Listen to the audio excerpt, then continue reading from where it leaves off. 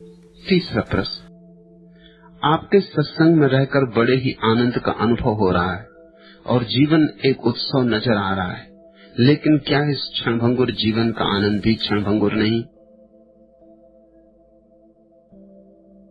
मन बड़ा लोभी है। मन लोभ के कारण ही बहुत कुछ गंवाता है।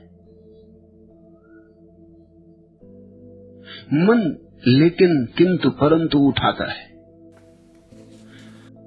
पूछते हो आपके सत्संग में रहकर बड़े आनंद का अनुभव हो रहा है, लेकिन मन बेचैन हो रहा होगा भीतर। वो कह रहा है इतना आनंद अनुभव नहीं होने दूंगा। क्या समझ रखा है? मन हमेशा दुखी हो तो प्रसन्न होता है।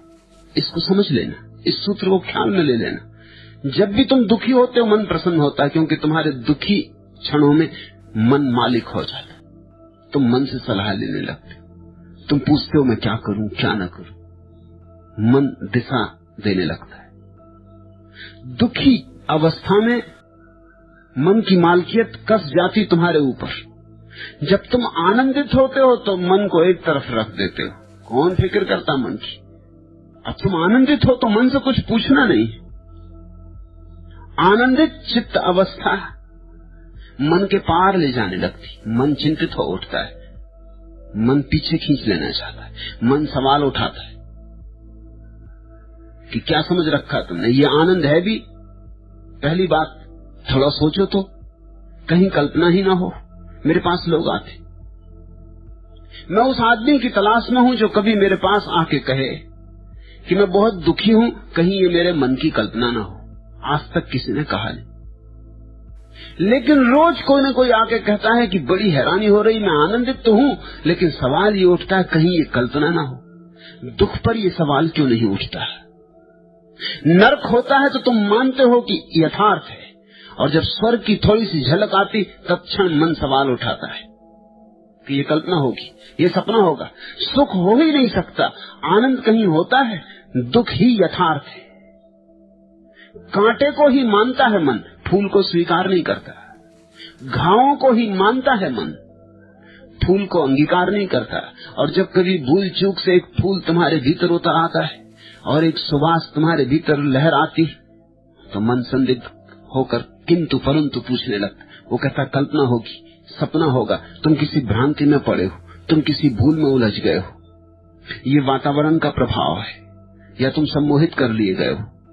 ठीक से सोच लो, फिर कदम आगे बढ़ाना, यहां खतरा है।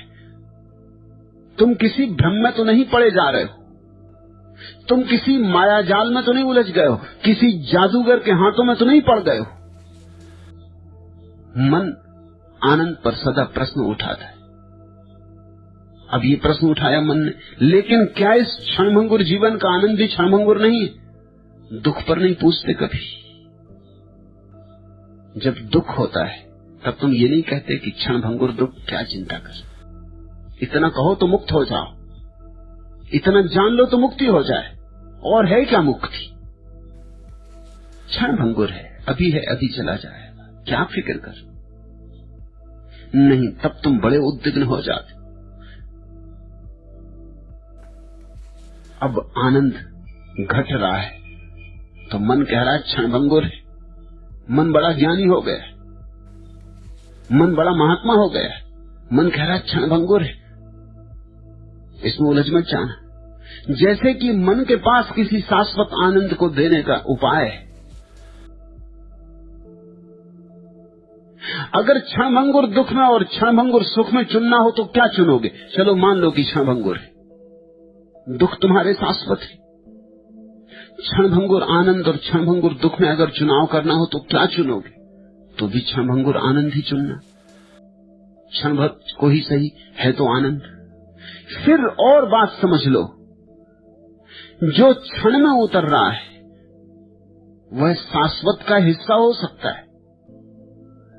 जो झील में बन रहा है चांद, झील में तो क्षणभंगुर है, जरा एक ककड़ी फेंक दो और कब जाएगी झील और चांद का प्रतिबिंब टूट जाएगा, बिखर जाएगा, खंड खंड हो जाएगा। लेकिन जिसका ये प्रतिबिंब है वो ककड़ी फेंकने से खंडित नहीं होगा। तुम्हारे मन में जो छायाएं बनती हैं शाश्वत की, वे क्षणभंगुर होती, क्योंकि मन में सिर्फ क्षणभंगुर ही कुछ हो सकता है। मन तरंगित वस्तु है, उसमें तरंगें उठ रही, लेकिन जिसकी छाया बन रही वह शाश्वत है। सुख और आनंद का यही भेद है। सुख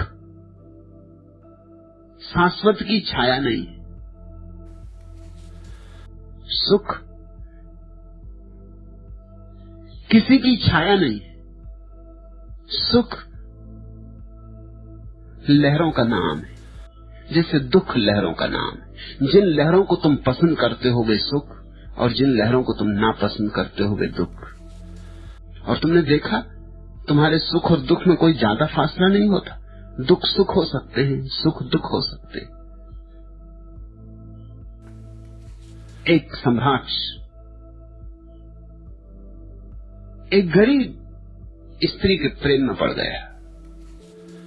सम्राट था, स्त्री तो इतनी गरीब थी कि खरीदी जा सकती थी, कोई दिक्कत न थी। उसने स्त्री को बुलाया और उसके बाप को बुलाया और कहा जो तुझे चाहिए ले ले खजाने से, लेकिन ये लड़की मुझे दे दे, मैं इसके प्रेम में पड़ गया हूं। कल मैं घोड़े पर सवार निकलता था, तब मैंने इसे कुएं पर पानी भरते देखा, बस तब से मैं सो नहीं सका।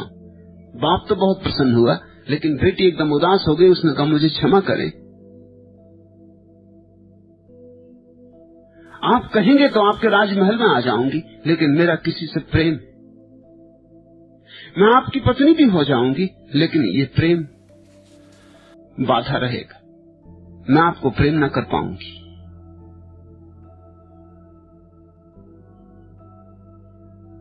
सम्राट विचारशील व्यक्ति था, उसने सोचा कि ये तो कुछ सार न होगा, कैसे प्रेम हो मुझसे इसका, किससे इसका प्रेम है पता लगवाया गया। एक साधारण आदमी। सम्राट बड़ा हैरान हुआ कि मुझे छोड़कर उससे इसका प्रेम, लेकिन प्रेम तो हमेशा बेबूझ होता। उसने अपने वजीरों को पूछा कि मैं क्या करूं कि ये प्रेम टूट जाए। तुम चकित होगे, वजीरों ने जो सलाह दी वो बड़ी अद्भुत थी। तुम मान ही ना सकोगे कि ये सलाह कभी दी गई होगी, क्योंकि ये सलाह, ये कहानी पुरानी है, फ्रायड से कोई 1000 साल पुरानी।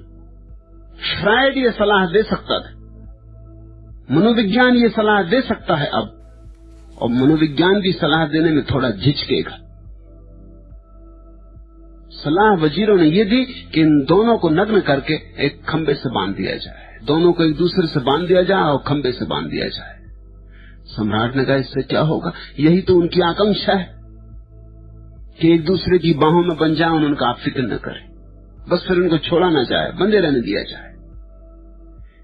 उनको आलिंगन में बांध के नग्न एक खंबे से बांध दिया गया।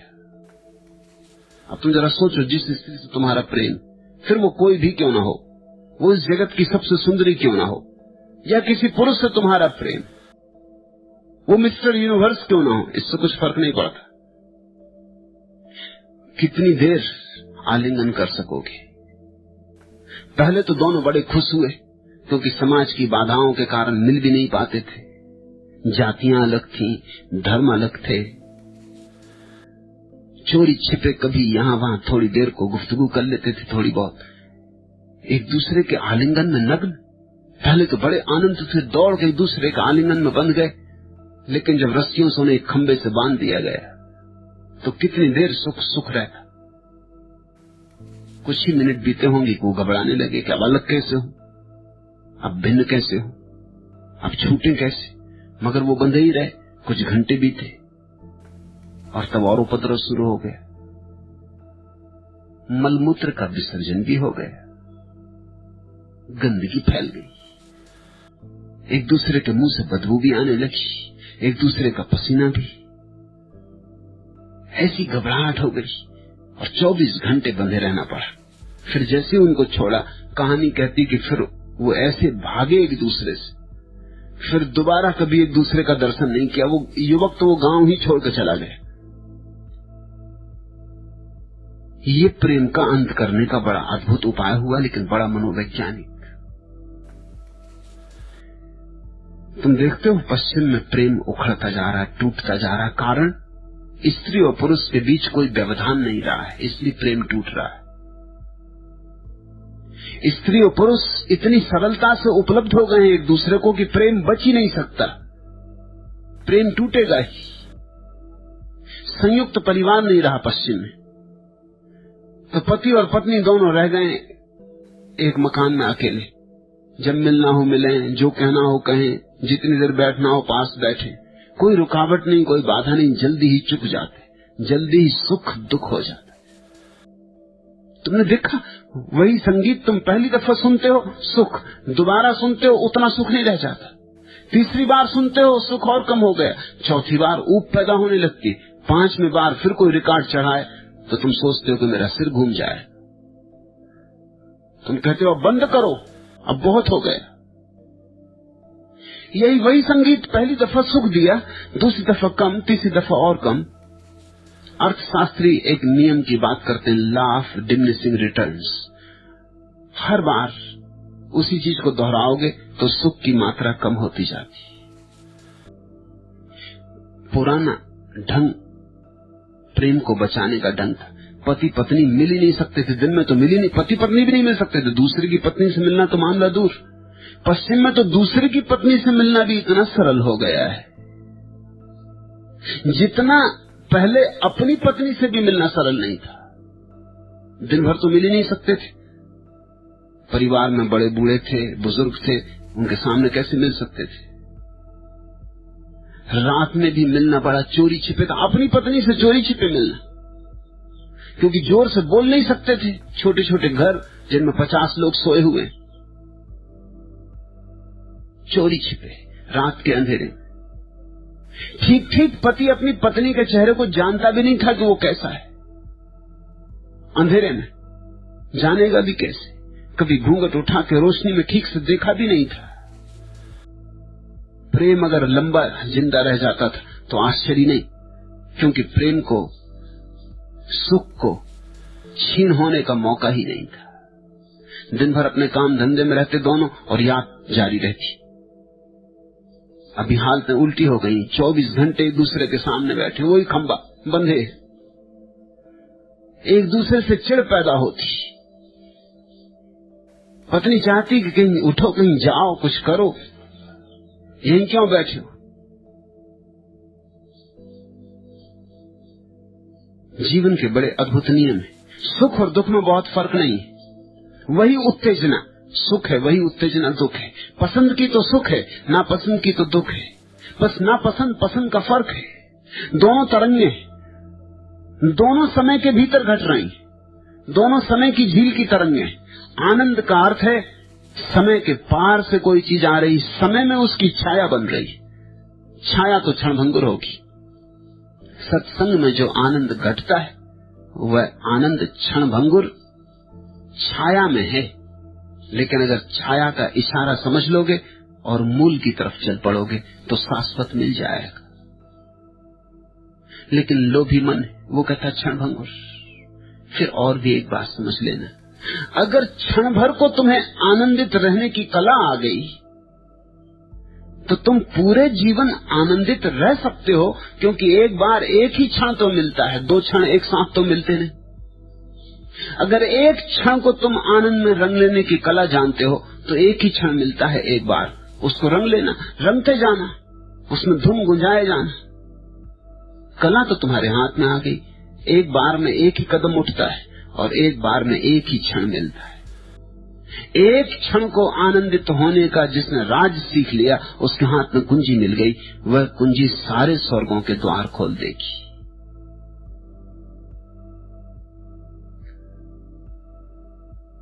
लेकिन पूछने वाले के मन में लोभ है,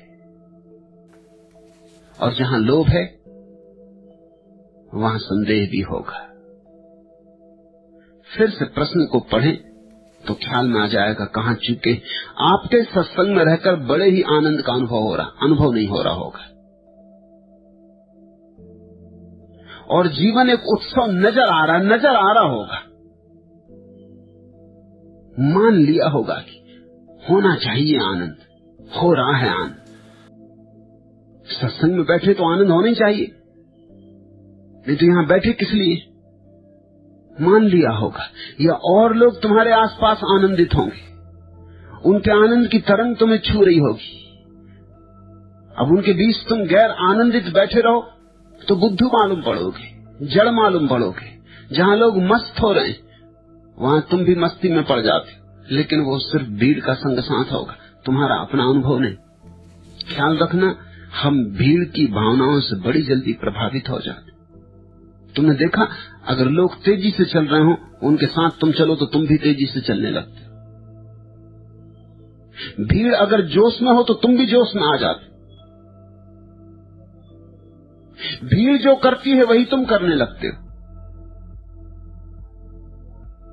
चार हंसते हुए आदमियों के बीच बैठ जाओ तुम अपनी उदासी भूल जाते, और चार उदास लोगों के बीच बैठ जाओ तो तुम अपनी हंसी भूल जाते। तुम भीड़ से बड़े जल्दी प्रभावित हो जाते।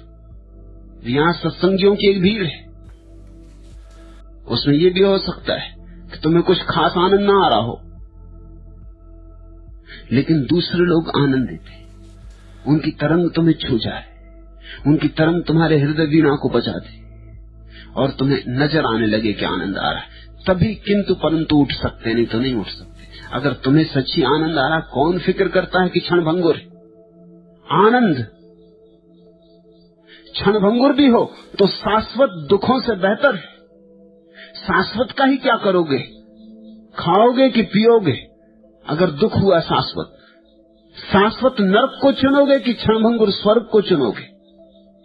और क्षणभंगुर को भी अगर चुनाव कर लिया, ठीक चुनाव हुआ, तो उसी से धीरे धीरे यात्रा आगे की खुलती। एक एक कदम चल के आदमी हजारों मील की यात्रा पूरी कर लेता।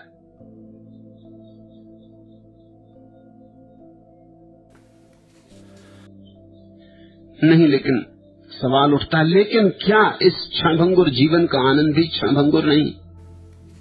यह जीवन क्षणभंगुर नहीं, यह जीवन शाश्वत है। बाहर का जीवन होगा क्षणभंगुर, भीतर का जीवन शाश्वत है। देह का जीवन होगा क्षणभंगुर, आत्मा का जीवन शाश्वत है। तुम बच्चे थे, अब जवान हो, कल बूढ़े हो जाओगे, लेकिन कुछ तुम्हारे भीतर है जो न तो कभी बच्चा था, न जवान हुआ और न बूढ़ा होगा। वही तुम हो, वही तुम्हारा असली जीवन। सत्संग में उसी की याद दिलाई जाती, बार बार उसी की याद दिलाई जाती। उसकी याद से ही आनंद उमंगने लगता है, उसकी याद से ही सुगंध फैलने लगती।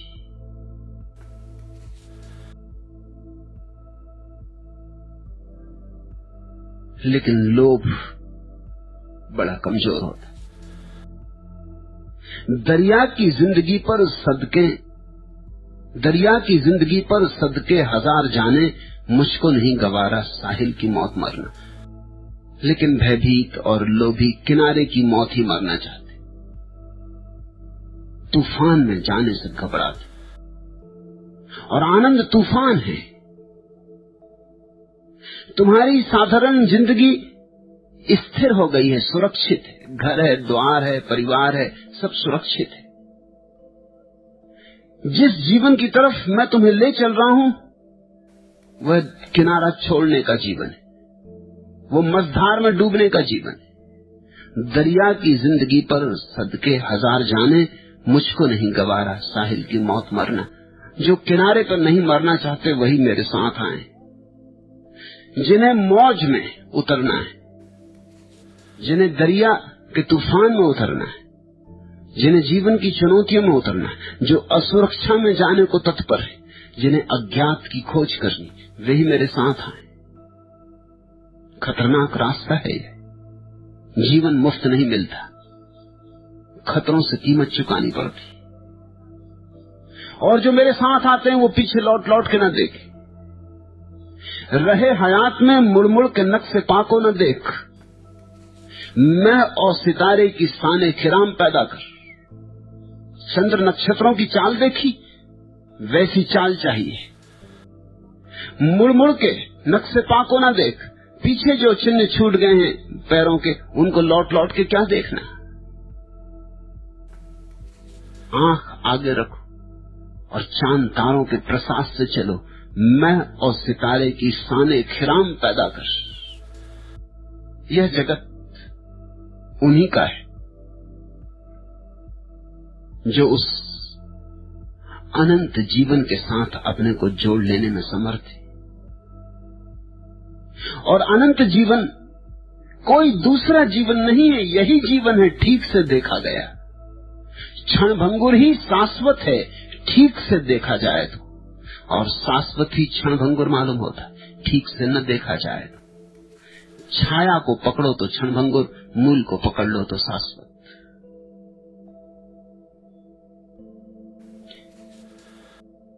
क्षणभंगुर सही चलो, इस क्षणभंगुर आनंद के स्वाद को कंठ में उतरने दो। इस क्षणभंगुर आनंद पर श्रद्धा करो, इससे द्वार खुलेगा। तुम देखते नहीं, दरवाजा खोलते हैं हम, बड़े से बड़ा किले का दरवाजा भी खोले तो छोटी सी चाबी से खुलता है, और चाबी जिस छेद में जाती है वो जरा सा होता है, मगर विराट दरवाजा खुल जाता है। शुरू में तो आनंद बूंद बूंद आता है, लेकिन बूंद बूंद से ही तो सागर बन जाता है। बूंद और सागर में कुछ भेद थोड़ी, मात्रा का ही भेद है। श्रद्धा रखो। खिजा की लूट से बर्बादी चमन तो हुई, यकीन आमदे फसले बहार कम न हुआ। बहुत बार आता है पतझड़, लेकिन इससे वसंत पर भरोसा थोड़ी खो देते। बहुत बार उजड़ जाता है चमन, इससे कुछ आसियां बनाना थोड़ी छोड़ देते।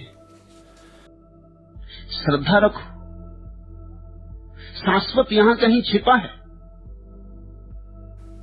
कुंजी की तलाश, वही कुंजी जहां मिल जाए उसी का नाम सत्संग है। और जिसने शाश्वत की थोड़ी पहचान कर ली, फिर ऐसा मत समझना कि वो क्षणभंगुर को छोड़ के भाग जाता। भाग के कहां जाओगे? सिर्फ क्षणभंगुर को देखने का उसका ढंग बदल जाता है। होता तो यही है, इसी जीवन में, इन्हीं लोगों के साथ, इन्हीं वृक्षों में, इन्हीं पहाड़ों में, इन्हीं चांतारों में, होता तो यही है। सब ऐसा ही होता है। बाहर से तो कोई भेद पड़ता नहीं, लेकिन भीतर एक क्रांति हो गई होती।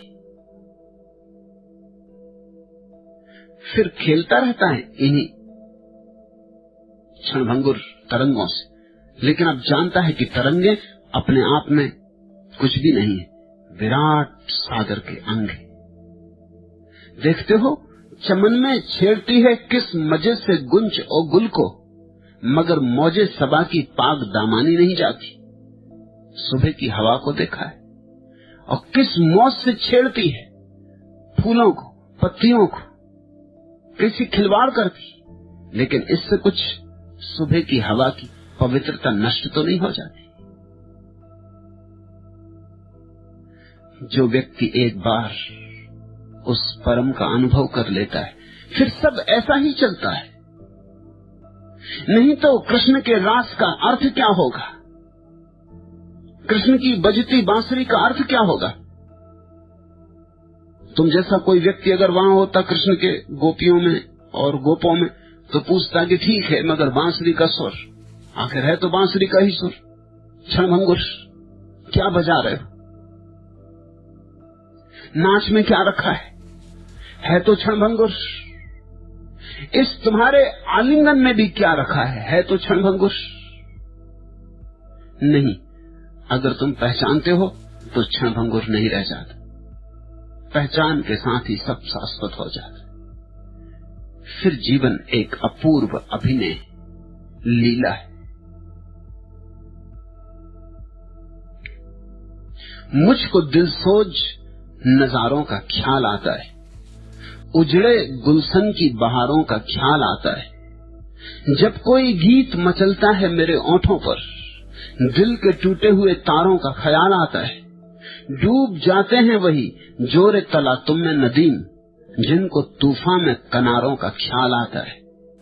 उनको ए साहिरा मिलती नहीं मंजिल अपनी, जिनको तूफान में सहारों का ख्याल आता है। सुरक्षा छोड़ो, सहारे छोड़ो, किनारे छोड़ो, डूब जाते हैं वही जोरे तला तुम में नदीम। तूफान में केवल वे ही डूबते हैं, सिर्फ वे ही डूब जाते हैं वही जोरे तला तुम में नदीम, जिनको तूफान में किनारों का ख्याल आता। तूफान में क्या किनारों की याद। तूफान में जूझो और तूफान किनारे हो जाते, और जब तक मझधार किनारा ना हो जाए तब तक समझना तुमने भी जीवन का ठीक ठीक अर्थ नहीं समझा, अभिप्राय नहीं समझा। जब तक डूबना उबरना ना हो जाए तब तक समझना परमात्मा से तुम्हारी पहचान नहीं हुई। उनको ए साहिरा मिलती नहीं मंजिल अपनी, जिनको तूफान में सहारों का ख्याल आता है।